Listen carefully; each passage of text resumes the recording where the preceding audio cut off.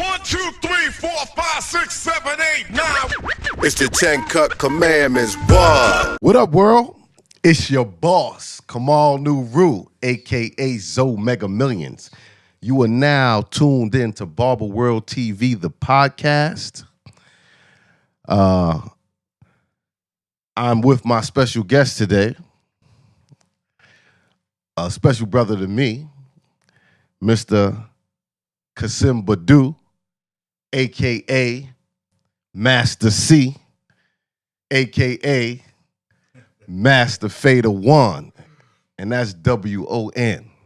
You're so much. You're so modest, my brother. Thank What's you. good, brother? Well, glad to be here, man, on Barber World TV.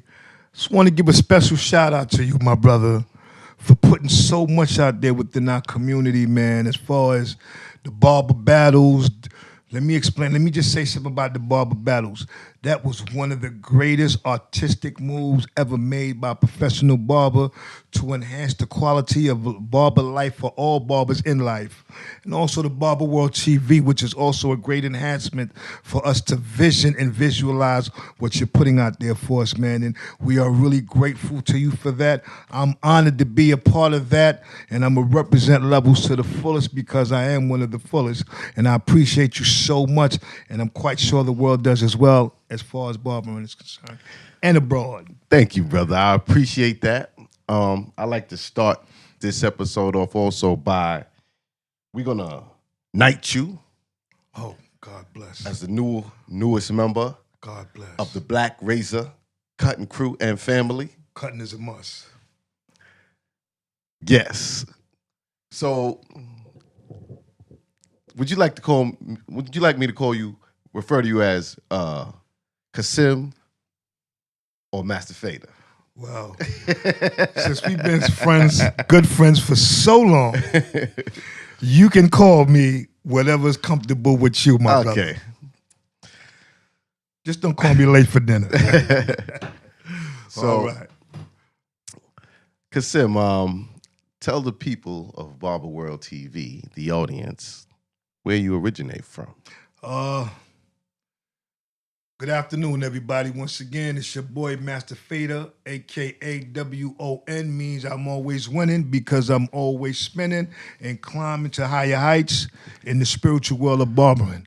I'm from the Boogie Down Bronx, grew up in Harlem as a child. My first contact with barbering started in 1986 in the Bronx on Hughes Avenue, across the street. If y'all know anybody from the Bronx and the old school know where the gang hut was called the Singlings. You're taking us back. I had a friend of mine. He's passed away now, but this was during the era of the Biz Marquee, Big Daddy Kane, and a lot of the high top fades that was going on back in the days. Friend of mine asked me to cut his hair. What's that friend's name? His friend was Wayne. Wayne. Yeah, my friend name was Wayne. He's passed now, but Wayne family lived down the block, and we were all cool. We all used to hang out together. We used to drink Wild Irish Rose wine and play punching in the chest to see who would fold first. So one day he asked me, can I give him a fade? I don't know, for some strange reason, why he would ask me. Maybe I had the instinctual look of a barber subliminally. I don't know, maybe the forces of the universe drew nigh, you know what I mean? But the bottom line was, I said yes. So when he asked you for the fade, yes. Where did you get the clippers from? My girlfriend at the time, she was a stripper. What club did she strip in? For all you that don't know, it was called The Goat in Hunts Point. Oh, The Goat. That's a legendary old school strip club. Right. Well, she chose me back then, so she went upstairs and got the Home Pro clippers. I think they were called Con Air at the time. Mm-hmm. They weren't the industrial cord. They were just the basic regular home clippers. Mm-hmm. So she brought them down.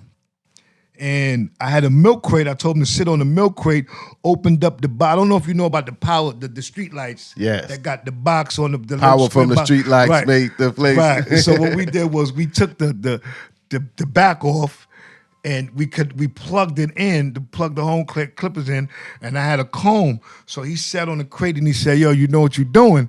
I said, you asked me to cut your hair, so I'm gonna cut your hair for you. Want to fade, right? Now, it's like doing the math problem. You saw your teacher put the math problem on the board as she explained it step by step. You knew you could accomplish and do division until you yourself did it yourself. Right. So by visualizing me seeing other barbers do haircuts, I thought I knew what I was doing. Unfortunately, let me keep it real with y'all. I gave my man a cereal bowl haircut. And when I did the cereal bowl haircut, I shaped up the top a little bit. Didn't really do too well on the line, but I said, I'm done. And he looked at me and said, nah, you got to blend that in. I said, blend? What's a blend? I ain't know, listen, Barber World. Let's keep it real. I'm going to be as real as I can possibly be about this game. So he said, yo, blend that in. I don't know nothing about blending. So what I did was I took the clipper and the comb and put the comb like maybe a half an inch to where the rest of the hair was, and I started messing up.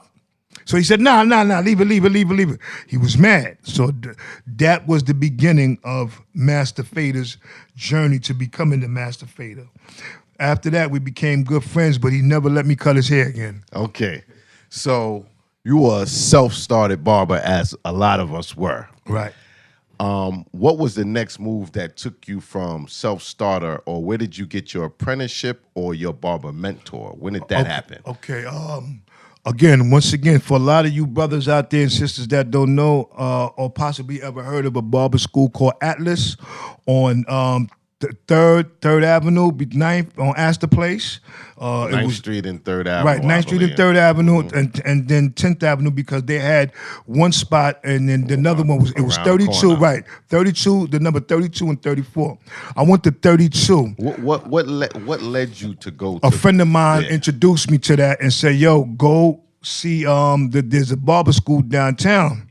So I looked it up and I went down there on my own because it was something that was drawing me to that. And at first when I went down there, I got nervous. I didn't go in. I just looked at it and I saw people in there. You know, there were women in there cutting. There were men in there. So I just left. But I knew where the school was at. Mm-hmm. The next time I went there, I spoke to a guy named Mr. Leo. Leo is the owner. Right. I spoke to Mr. Leo. I don't know if a lot of people know who Mr. Leo is, but Mr. Leo was a veteran, man. He told me the history goes back since 1958. Mm-hmm. I'm giving y'all some education about this thing here, but Mr. Leo said, you look like a barber. Come on in. So I went in, I said, yo, I don't have no money, I don't have anything. So at the time, they had programs called VESID and different kind of other programs. So I had applied for VESID. And I went through there, but I never finished. I got my apprenticeship from there, but I never finished. So I left the school because I started getting in trouble and things of that nature, but I was still doing my little haircuts. Did you learn while you were at school? I definitely picked up a lot of technique. Who was your Mr. instructor? Lee, I forgot his name. A dude named Lou or something like that. Lloyd? Was Lloyd? Lloyd, yeah, a guy named Lloyd. I think it was Lloyd on the show. I think it was Lloyd or it was somebody that did that. Right. So anyway, the thing that I mastered the most from being in Atlas was the shaving. Okay. They were big on shaving. Yes, they were. So I mastered, Mr. Lee always used to tell me, these disposable razors, garbage. You know what I'm saying? So he always told me about the hot towels, and you want the client to feel the shave. That was his motto, and he believed highly in that. I didn't finish the school, so what I did was I kept doing my little barbering thing, getting in trouble, hustling, getting in trouble, but I was still doing my barbering thing until I came home from prison. I was cutting hair in prison. What year was this? And tell us, how was it cutting hair in prison? Like, how did you get into the barbershop in prison, and how was that? I went in there and I told him I was a licensed barber.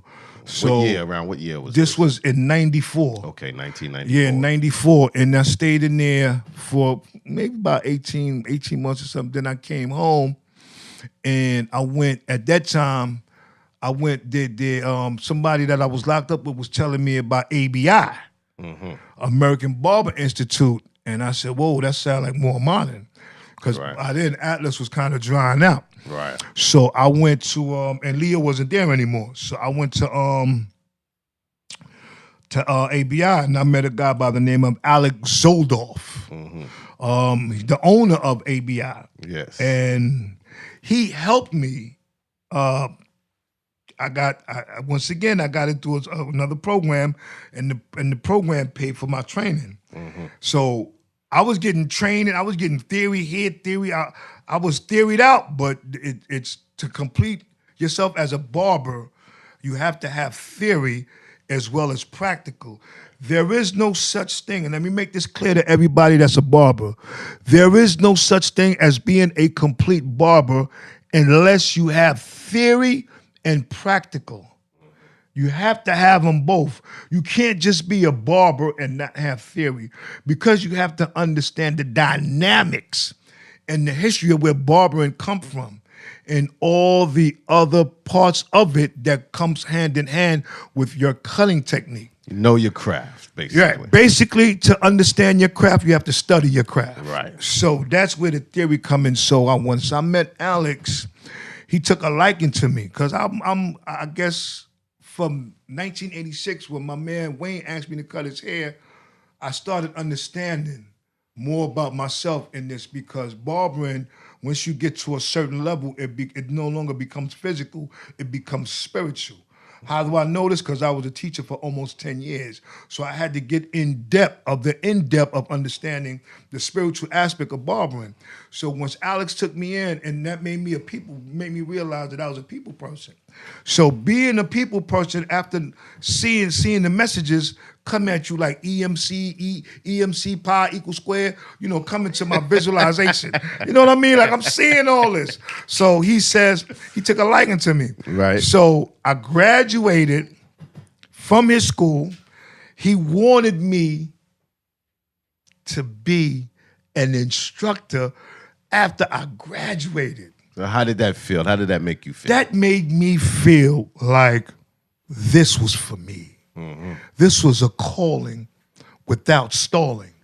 So I took it upon myself to deny it, because I didn't understand the full power of what was in front of me. You know what I'm saying? All right. So then what did you do after you denied I went and started working in different barbershops for other people. What year was this? Now? This was 97. 1997. 97. I Okay. came home 97, and I got my master license in 97. And the magnitude of the power was so powerful for me in barbering that I had opened up 2 businesses of my own. I had 2 businesses of my own. This was in 97 or 98? 97 and 98. Right? Where were these businesses located? What was the name? Okay, one was called Chop Shop 2000 in the Bronx on Watson Avenue between Manor and Ward. For all those that know me, y'all know who it is. And the other one was on White Plains and Grew Lane by Parkchester Houses, called A Cut Above. Y'all know who I am too. So look at my face, y'all know. So anyway, I didn't know the power that was in front of me for barbering, which is why my motto on that aspect is, anytime you love what you do, it's no longer considered work. So when I realized that power without working for Alex, but yet I was able to open up my own business, it kind of fell through, because I had the businesses for maybe no longer than 2 years. And then I passed it on to my brother, because after my mom's died, I lost conscious focus of reality for a minute. Because when you lose your mom, it's like you're like half of the world is gone. So I went back to the drawing board again. And that was what? 99. 99. 99. And then after about a year or so, I went back to Alex. Okay. Because that's what I knew. Right. I couldn't go back to Leo and them, because that was like, I started from there, but I went back to what I was really a little more comfortable with. Now, did you go back for him to give you direction in another shop, or did you go back to teach? I went back to him to teach. Okay. I made up in my mind, I said, I'm going to try this teaching thing. Mm-hmm. So we sat and we talked, and he says, I'm going to give you a shot. I says, okay. He says, I want you to put this curriculum together for me. And people, let me tell you something. When you're putting a curriculum together for students that you're going to teach, that's some heavy, can I say the word? Sure. That's some heavy shit. Okay. Like Black Dynamite. This is some heavy shit. Yeah. You know what I'm saying? So I put the curriculum together for him. It was 2 curriculums that I put together. One was a 660, which was for 6 months, and the other one was a 290, which was for 3 months for fast track. Once the curriculum was over, he made me the head teacher for theory and practical in his school. I had my own classroom in the back where I had 37 students at night and 27 during the day. I had to teach them theory and the basic fundamentals of barbering before we put them on the floor with the other instructors. And how long does theory last in the curriculum in New York? And the theory, how many weeks? The theory and curriculum is like half a year. So you're talking about 25 weeks, or less. It depends. And then you have the fast track, which is a little less than 25 weeks. That's if you have prior. If you have prior and you understand barbering a little bit and you want theory, but not to that magnitude, we can give it to you, but it's also up to you. And my suggestion would be to all you barbers out there that don't have theory, get you some, because that would make you a better understanding person of barbering. And I think they need theory because a lot of barbers, they don't take the seriousness of sanitation. Absolutely. Like that is like one of the main things they look for on a test as being a state board proctor, I know. Absolutely. And a lot of barbers, their space is filthy. Yes. And it would not pass regulation. At all. They don't sanitize their tools and equipment in between customers. Absolutely. They don't change their Marvy's solution. Absolutely. Disinfected, which you should change daily, even though no one is going to change it daily, but they don't even change it weekly. Right. And that's the part that education really helps. You understand the differences between infections and right, all the names and the lice, and you know what to look for, and these contagious diseases which can be passed from one person to another. Indeed. It's really serious, and guys that don't get that theory, they have no idea. Talk about it. And it's so sad because I'm a representative of Levels Barbershop, and I love Levels to death. Let me just get that one thing clear, because Levels Barbershop Corporation, man, is a machine that can generate so much love for people out there that's looking for work and looking to become a greater person in the field of barbering. I'm not advertising Levels, but I am advertising Levels because we are the top barber right now, and I vouch for that on any day. But the other thing I wanted to mention, at the Levels Foundation, I'm Kamal's representative as far as helping people prepare for their exams. And also, if you need a couple of courses on sanitation or how to prepare your station properly with the liquids and the powders and stuff, we also do that as well. Yeah. So look for us for that as well if you need that. Yeah, let me just say that Mr. Master C is one of our head teachers for the Levels Barbershop training course, which we provide an 8-week or 16-week training course, the introductory to barbering, and where he teaches the basic skills and theory. So we have 2 programs now. We have one in Harlem on Lexington Avenue, and now we have David, formerly of American Barber Institute, doing the one in Brooklyn on Nostrand. Mm-hmm. So if anybody's looking for barber training or introductory to barbering or test preparation, please reach out to Levels, because we have the skilled instructors, licensed instructors, to help you, those to introductory, and those barbers who maybe have experience but don't know the proper procedure for the test, the state board exam, we can be of an assistance. So to go back to you, now you're working at ABI, American Barber Institute. How long are you there, and how do you feel being a teacher now, an instructor? It was my calling at that time. The reason why I say it was my calling, because I was at my apex. There was nothing in barbering that I couldn't create or accomplish because the tools and everything was already there for me. All I had to do was utilize them to the best of my ability.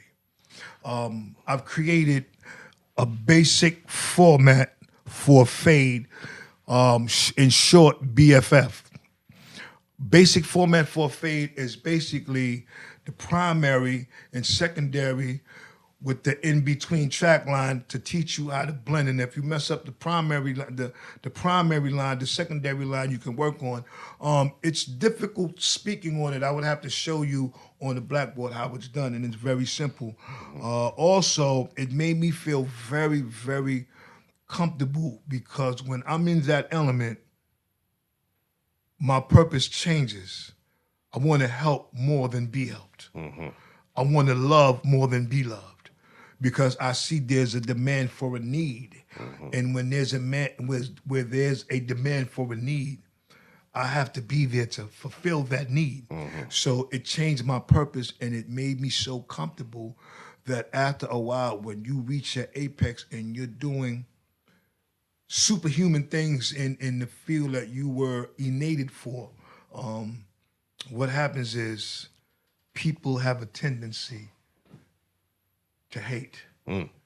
So how long were you at ABI before you left? I was at ABI this time for 2 years. For 2 years. This time for 2 years. And then what'd you do after that 2 year? Why'd you leave? I left because there was a discrepancy. And we have a protocol. At any school I work for, we have a protocol. And the protocol is, if someone new was coming in on a team and is going to be an instructor or even the head coordinator for the organization, we have to have a meeting. Okay, this is the protocol, this is the policy of any school I worked for. The policy is protocol.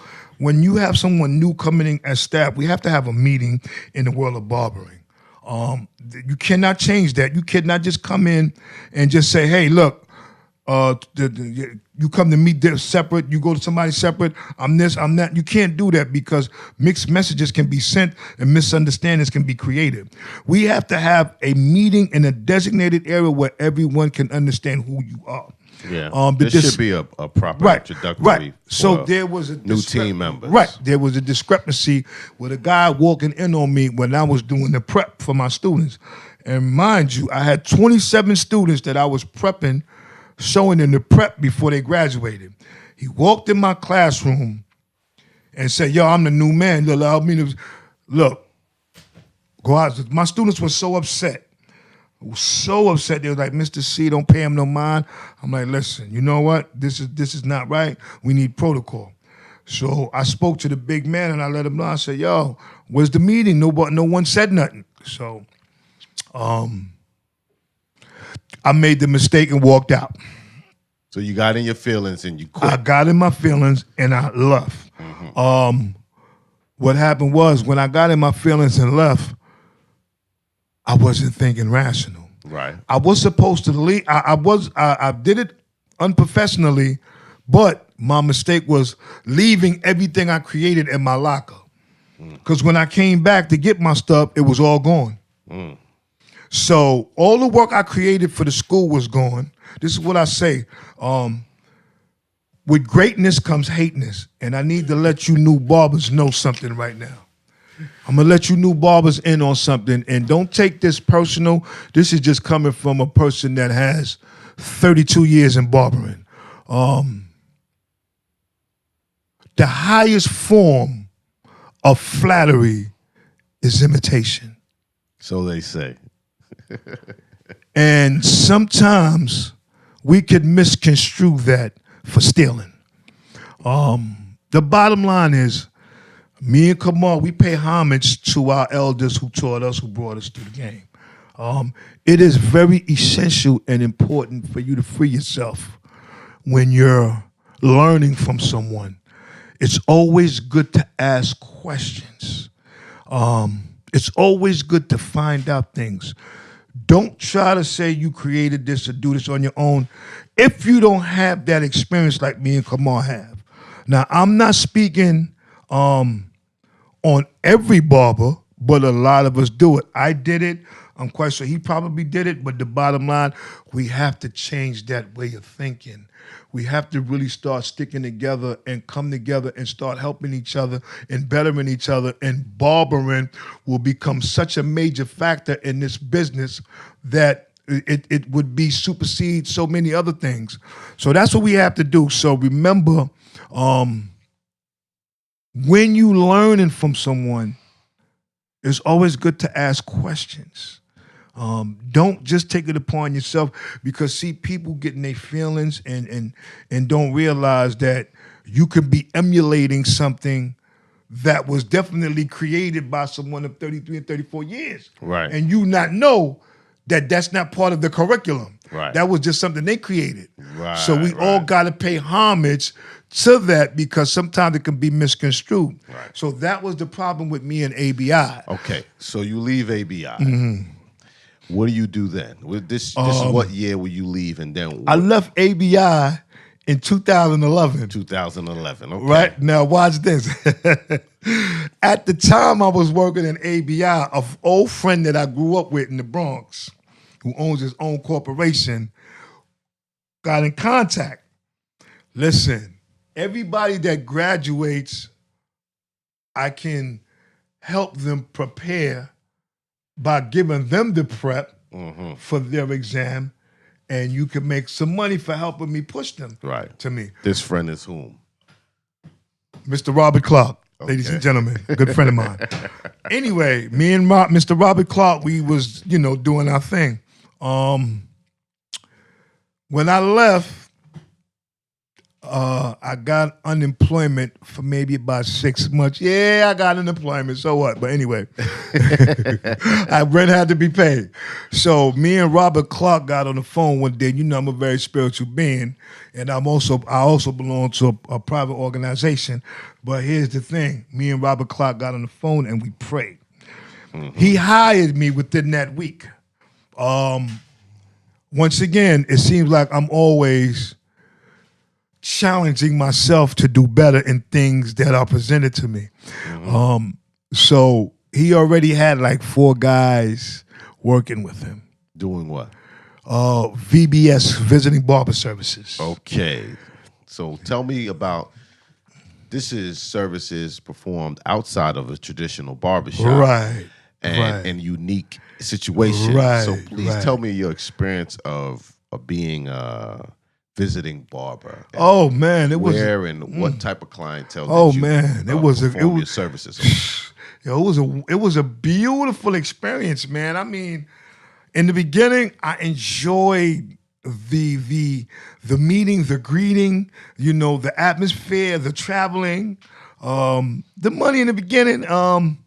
I met so many people, man. I met so many people in charge of different corporations. Like what? Like where did you perform these services? Psychiatric hospils. Rockland Rockland Psychiatric. Okay. Bronx, Lebanon. Bronx Children.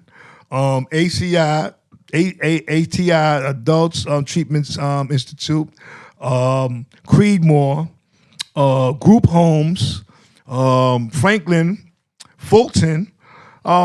So Queens Children. So what did you do when you went in there? I went in there basically and had my sheet signed by a coordinator who coordinated with me and put me in the barber room. They had if the facility had a barber shop, they would bring me to the barber shop. They would do my paperwork, and then they would bring either the children in unit by unit, and I would service them in haircuts, or they would create a place for me if they didn't have a barber shop. So that's basically what I did. So what is it like cutting the youth or cutting mentally unstable people. Oh, Tell me man. that experience. What is it like? What is the highs and lows of that? First of all, it's very, very challenging. You got to take your PMCS, which is a training on how if a patient, an adult mental patient, reacts in a way that's harmful to you, you got to be able to be prepared to grab them a certain way, and you have to watch a video on how to talk to them and how to deal with the situation, body language, etc. So it was different. It was very challenging. But once I got past that phase, I took it a step further and started utilizing what I learned and adding some new things that I thought would be helpful in dealing with the patients and keeping them calm and cool while they're getting their haircuts. Now, was there a time that someone had an outburst Oh, or something? my goodness. Tell us about man. I had a guy, man, thought he was Bruce Lee. He jumped, I'm giving him a haircut. He jumps out the chair, takes his shirt off. He ain't but a $105. He jumps out the chair, takes his shirt off, and start doing Bruce Lee moves. So I'm looking at the staff, because the staff got to be present at all times. Right. The staff tells him, "You're not Bruce Lee today. Put your shirt on." The man cutting your hair, get back in the chair. I'm standing there stagnated, like, what am I gonna do? Like, I can't put my hands on him. I can't force him to get in the chair. I have to wait for the staff to calm him down and get him back in the chair. Then I can perform my duties. Then there was another incident. I'll just tell you one more. There was another incident where an old guy was getting his hair cut, and he defecated on himself in the chair. Wow. And I had to remove myself because I was about to regurgitate. So I had to remove myself and stand outside and wait for the staff to take care of it. Wow. Now, what about cutting in the youth centers? Now, the youth is cool because they into some hip hop and then what's the new music out there and what kind of car am I driving, and you know, these kids are different. They're mentally challenged, but they're inquisitive, very, very inquisitive. So working with them was also a challenge, but it was like me, once I got into the zone of understanding what my training was about, and once again, adding some things that I knew that could be beneficial towards keeping them calm, they were like my children. Mm-hmm. So how long did you do that? I did that for 6 years. 6 years. Wow. And not to top it off, as I stated in the beginning, it was 4 of us. And because, once again, I always challenged myself to do great, I became the head man for Robert Clark and had all the contracts. So it's always been that thing for me. Once again, I came to levels and got the most clientele. Once again, I worked at Denny Mo's, had the most clientele, had more clientele than Denny Mo. Once again, I had, you know what I mean? Like, I'm always challenging myself, and this is what barbers need to understand. It's a philosophy I created. I've created a philosophy, and it took me maybe a couple of years to understand this philosophy and to pass it on, because in order for me to keep this, I have to give it away. I've created a philosophy called the 3 H's. The 3 H's in barbering is the head, the hand, and the heart. Head only means the instructional theory of information that you need to interpret and understand barbering. The hands is the skills and the techniques needed from understanding the theory of barbering, which will subdue any kind of doubts when theory is at play, when you're techniquing. The heart is the love for it. If you don't have the love for it, number 1 and number 2 is not going to work. Right. So the philosophy of barbering is basically the head, the hand, and the heart, which was created by Master Fader One, called the 3 H's in barbering. Okay. So or it's spiritual. H3. H3 or H3, yeah. And that's basically where I'm at with barbering right now. And I can't believe that I have gotten to 32 years. Sometimes I think I'm still young because I Beijing out. You know what I mean? You know what I mean? So, Right. So, after your 6 years doing the visiting barber services, where did you move to from there? I went up to. I don't really want to get into the drama with me and my. You don't have to get into drama, but what happened after that? There Where'd you go? there was a discrepancy in finances, and I felt like I was being taken advantage of because my woman had to hold me down until I could get on my feet. I wound up getting because in barbering, you always got to remember you got to file your quarterly in order for you to receive any type of refund, which is a 1099. That's for any barber. So I was doing my little quarterlies, getting a little money, but it wasn't enough, and my wife was holding me down. So one day I ran into a guy at the Middletown spot where Mr. Clark was at. And I couldn't believe that after all these years, he had a full beard. My man Zomega. So when I ran into him, he couldn't believe it was me. So we excited at seeing each other because I was very excited at seeing him. I was excited to see you because I said, yo, this is my man right here. You know what I'm saying? Right. And I say, he's doing great things. And just to let y'all know, this is my man right here. My family loves him. So anyway, we talked. And I said, y'all got to get in contact with you. But I also imputed something within his brain cells to let him know I'm very loyal. And he liked that. Right. So that's loyalty is priceless. Right, loyalty is priceless. So I got in contact with Zoe. And Zoe said, listen, man. And I remember exactly what he said. I got it spotted in the Wednesday. I might want you to run for me or whatever. I sabotaged that because I did that already. I'm not managing nothing. I'm not running nothing. All I want to do is cut hair and make an impact and help everybody else out in what they do. I'm an OG now. I'm a veteran. You know what I'm saying? I just need to do what I do. So he said, he brought me in. And once he brought me in, I did the rest myself.